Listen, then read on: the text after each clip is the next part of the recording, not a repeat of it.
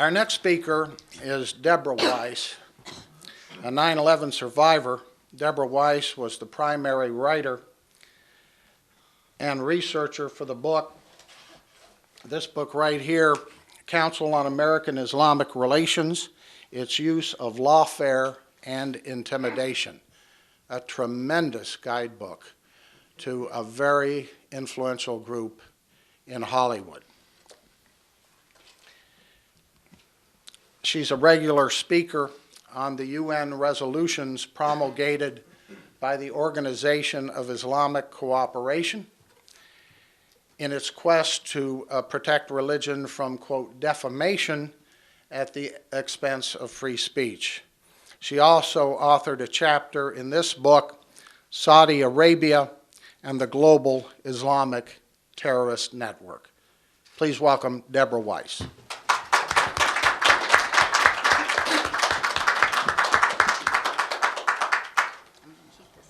Keep this here just in case. Okay. Down. Well, I want to thank Survival USA for having this terrific event, and Cliff for inviting me to speak here today, and for all of you for taking time out of your schedules to come and attend.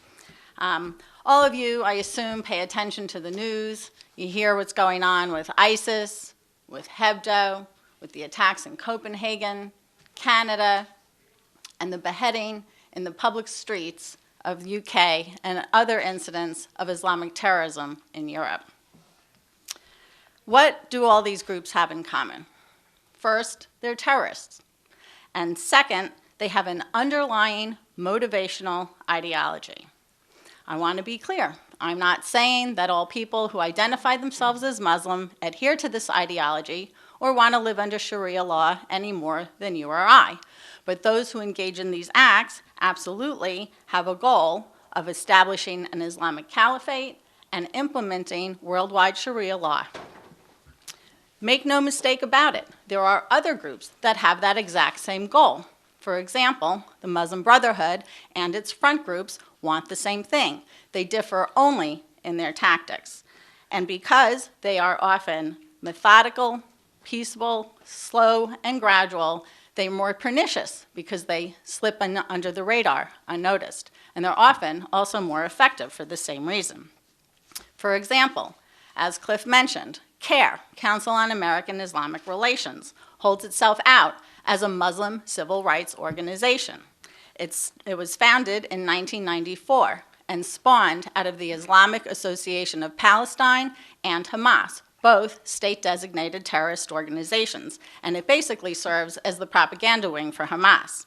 It was an unindicted co-conspirator in the Holy Land Foundation trial, the largest terror financing trial in the history of the United States. And it has numerous ties today. Not just a few bad apples, is the way CARE would have you think. Rather, there are several of its former leadership, board members, advisors, and speakers are either sitting in jail on terror-related convictions, have affiliations with terrorist organizations, or show support for those who do. Virtually all of them support both Hamas and Hezbollah. CARE has three goals, which can be inferred by its pattern of conduct. The first is to stifle all criticism of Islam. The second is to obtain preferential treatment for Muslims in the workplace. And the third is to hamper American national security. Nihad Awad, founding member of CARE and current executive director of CARE National, boasts in his bio that he has successfully negotiated with Hollywood to combat, quote, negative stereotypes of Muslims in Hollywood movies. He falsely claimed in a 2010 speech that in the prior 3 decades that there was one Hollywood film company alone that had made 800 films that portrayed Muslims from a, quote, Israeli point of view. In fact, there hadn't been one Hollywood film company that produced that many films at all of any type, never mind with Muslims or portrayed particularly in the light that he claimed. And let's not forget that this is the same Nihad Awad that also said that he's a supporter of the Hamas movement. I'm going to give you a few examples of CARE's influence in Hollywood. The first example is a film produced by Paramount Pictures called The Sum of All Fears. This film was based on a book by Tom Clancy and starred Ben Affleck. The plot was supposed to be that Muslim terrorists shot down an Israeli jet over Syria, and the plane was carrying nuclear weapons. Well, CARE complained that this was negative stereotyping of Muslims and lobbied both the producer and the director for 2 whole years prior to the film's release. In the end, they altered the film and made the villains Australian neo-Nazis, which obviously makes the movie have no sense at all. The second example is a film produced by 20th Century Fox called True Lies. This film starred Arnold Schwarzenegger and Jamie Lee Curtis. It was about an Islamic terrorist and a spy with an unfaithful wife. CARE again complained that this was negative stereotyping. And when its demands to have a meeting with 20th Century Fox was declined, they issued leaflets and held numerous activities to protest the film. Eventually, Fox agreed to include a disclaimer that stated that the film is a work of fiction and doesn't represent the beliefs or the actions of any particular religion. 20th Century Fox had another run-in with CARE over the movie called Kingdom of Heaven. This movie starred Liam Neeson and Orlando Bloom. It was about the Crusades and the battle over Jerusalem. 20th Century Fox had already had so many run-ins with CARE at that point because CARE in the past had issued action alerts to its members, and then they wound up having an onslaught of complaint by the members. To ward off further problems with CARE, the producers hired a Muslim consultant who is anti-American, anti-Israel, and views America as a racist country. It also gave CARE a special pre-screening and wound up in the end removing some scenes prior to the film's release. The film wound up depicting Christians as murderers and hypocrites and Muslims as morally superior. CARE New York is one of the most radical CARE chapters around the country. It seems to have a problem with CBS. CARE New York demanded that CBS stop airing not just the Hollywood movies, but documentaries, TV shows, radio shows, and anything that had anything to do with Islamic terrorism, whether it was fact or fiction. It said that these defame Muslims and promote anti-Muslim and anti-Arab stereotypes, and argued that airing them would cause hostility that leads to discrimination and subject poor little innocent children to harassment at school and on playgrounds. CARE had a list of films that it wanted to have withheld from the air, including Not Without My Daughter, starring Sally Fields, which, by the way, is an excellent film, and I highly recommend it, and several films featuring Chuck Norris.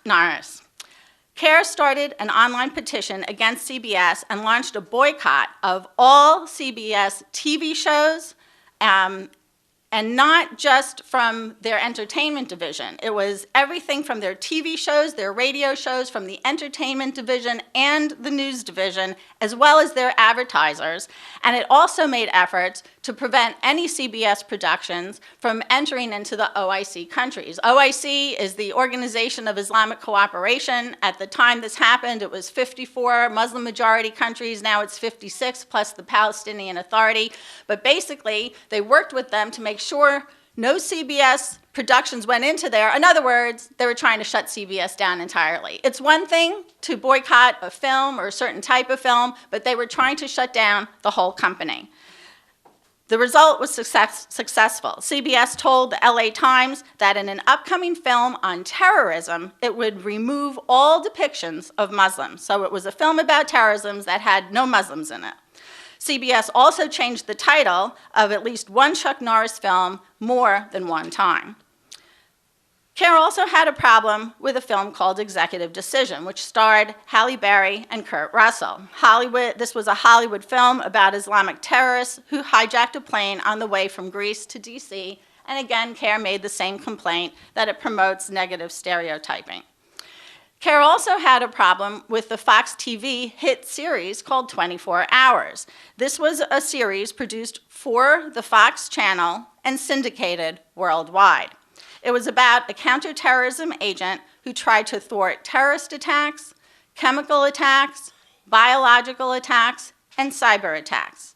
It premiered in November of 2001 and had approximately 192 episodes over about 8 or so seasons. It won numerous awards, including Best Drama Series at the Golden Globes and Outstanding Drama Series at the Emmys.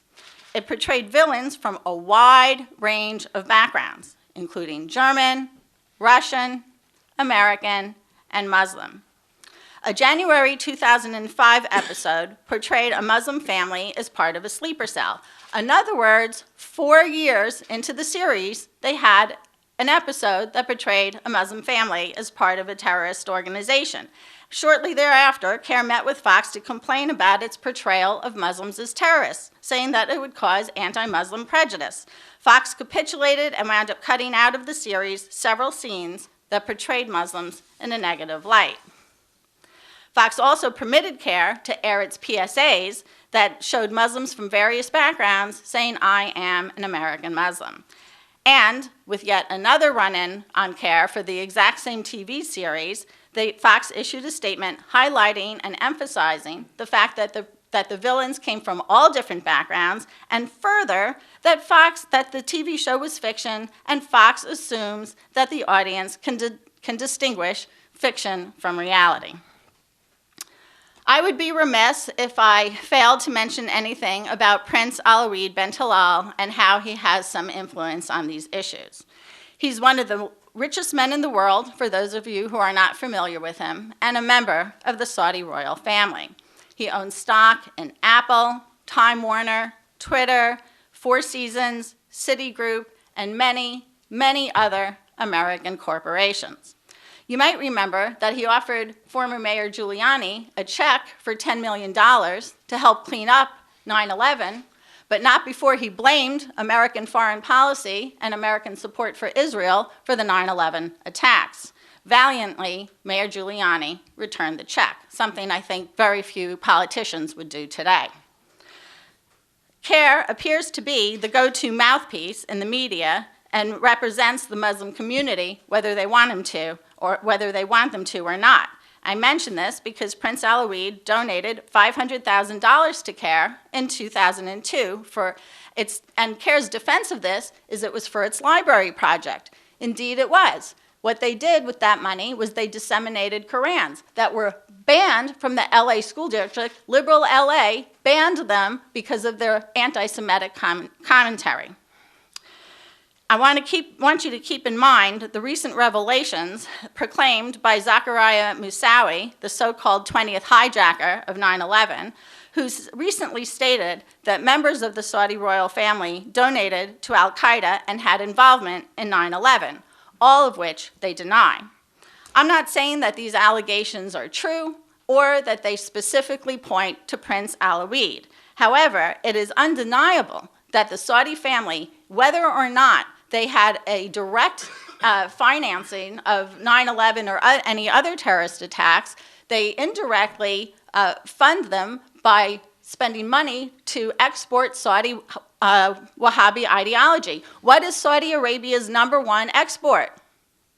A lot of people think it's oil. It's not. It's Wahhabi ideology. And from 1975 to 2002, they spent $70 billion alone to spread this around. It's clear that Prince Alawid specifically donates to all kinds of universities, including Georgetown. He funds the Prince Talal. It's not even a secret. It's called the Prince Talal Center for Muslim Christian. Sorry, Muslim has to come first. The Muslim Christian Understanding, and Harvard, and a whole list of others. All of that, a high percentage of that money is spent to whitewash Islamic terrorism, to lie to the students about what Sharia law is and what Islamist goals are. Excuse me. It's important to understand that not one of the films I mentioned, not one, portrayed or alleged that all Muslims are terrorists. But what CARE wants is that no Muslims should be portrayed as terrorists. And then when a film has terrorists, it should be portrayed as anybody and everybody except for Muslims. And obviously, CARE doesn't have any concern at all to show reciprocity. For example, discouraging the negative stereotyping of Jews in Arabic language media or in the media of the Muslim majority countries in the OIC, with whom CARE sometimes works. Other examples that demonstrate Islamist influence in Hollywood are Paradise Now, which was directed by an Israeli-born Palestinian, which glorified suicide bombing and won a Golden Globe Award. Munich, which equated Israeli counterterrorism with Palestinian actual terrorism, was nominated for several Golden Globes. Syriana, which starred George Clooney and was very well acted but had the facts all upside down, blamed the US for the conduct of Islamic terrorists. This movie won an Oscar, a Golden Globe, a Screen Actors Guild Award, and a whole list of other awards. All three of these films were also nominated for Academy Awards, and the other thing these three movies have in common is they all demonstrate how Hollywood is whitewashing, trivializing, minimizing, and even glorifying Islamic terrorism. According to CARE's website, Hollywood backed a fund for films that, quote, combat stereotypes. The Alliance of Civilizations, which is an entity within the UN, decided to establish a media fund pursuant to a resolution that was passed by the General Assembly, which is generally a large Muslim majority countries that have anti-Israel views, to, quote, support the production and distribution of films that entertain as well as enlighten. The fund had an initial investment of $10 million, and the fund was a separate entity from the UN, and it established partnerships with leaders in the entertainment and new media industries. The partners included Participant Productions, which is the company behind the movie Syriana, International Creative Management, a Hollywood talent agency, Summit Entertainment, a Hollywood distribution company, and YouTube. The fund operated from January in 2008 to October in 2009, at which time it merged with Celia, a company that combines cross-cultural engagement with new media. The Muslim Public Affairs Council, also known as MPAC, is another Muslim Brotherhood affiliate. It has a Hollywood bureau now, which indoctrinates filmmakers on Islam and offers consultations for script approval. It provides awards to those in the Hollywood industry that depict Islam and Muslims in a positive light.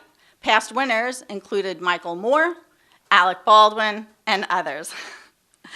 The Bureau also connects aspiring Muslim filmmakers, writers, and actors with Hollywood professionals. For example, it held a mixer in LA for MPAC and Film Independent, which is a nonprofit organization that works on independent films, and it also held a summit to connect Muslim youth to Hollywood and provide them tips on how to succeed in the business. At a rally in front of the White House, approximately 1 year prior to 9/11, CARE Executive Director Nihad Awad said, quote, "Hollywood has not been our ally. Hollywood has shown freedom fighters as terrorists," presumably referring to Hamas, "and Hollywood has done the work that the Zionists could not have done," unquote. But now, since 9/11, Hollywood has drastically changed. Its films are replete with Islamist influence. The pattern in Hollywood films today is it shows the denigration of Christianity and the West, it rewrites history to suit its own political purposes, and it whitewashes Islamic terrorism, sometimes even exalting Islam itself. Much of this pattern has been caused by Islamist influence allied with naive, coerced, bullied, or self-hating anti-American Hollywood elites. Again, I wanted to say, I'm not impugning all people who identify themselves as Muslim. If they want to practice their religion to the extent allowable within the confines of the Constitution, that's fine. But what I am saying is that there's a movement of Islamist organizations and individuals which seek Sharia law in its full-blown expression. It is not simply a religious matter, as things are with Judaism or Christianity. It is largely a political matter, cloaking itself in the language of religion and hiding behind constitutional protections to achieve its anti-freedom goals. This panel today is supposed to be about totalitarian ideologies that seek political dominance and use varying tactics to gradually move towards their supremacist utopia. In the case of Islamist ideals, stealth tactics include lawsuits, infiltration, disinformation campaigns, coercion, and yes, even influence in Hollywood in its capacity as an agent for social change. The issue is information dominance. And though there's a military component to the war on terror, we are primarily in a war of ideas. If you look around the globe and throughout history, you will see that freedom is the exception. It's not the rule. Right now, we are in a war. We're in a war between freedom and tyranny, between liberty and Sharia law. We have to fight the battle by being able to be honest and open about the nature of the enemy. We have to be able to have discussions about Islamic terrorism, Islamic persecution of religious minorities in the Middle East, and human rights violations committed in the name of Islam. Everyone who has children knows that media, whether it's new media like Facebook, Twitter, or MySpace, or traditional media like TV or Hollywood movies, influences young minds and helps shape their worldview. I'm asking you, as journalists, reporters, filmmakers, producers, and parents and everyday citizens, are you going to fight for classical liberal values, including free speech, freedom of expression, artistic license, and critical thinking? Or are you going to be complicit by going along to get along with Islamist supremacist groups who have their eye on winning this war without ever having fired a shot? The decision is up to you.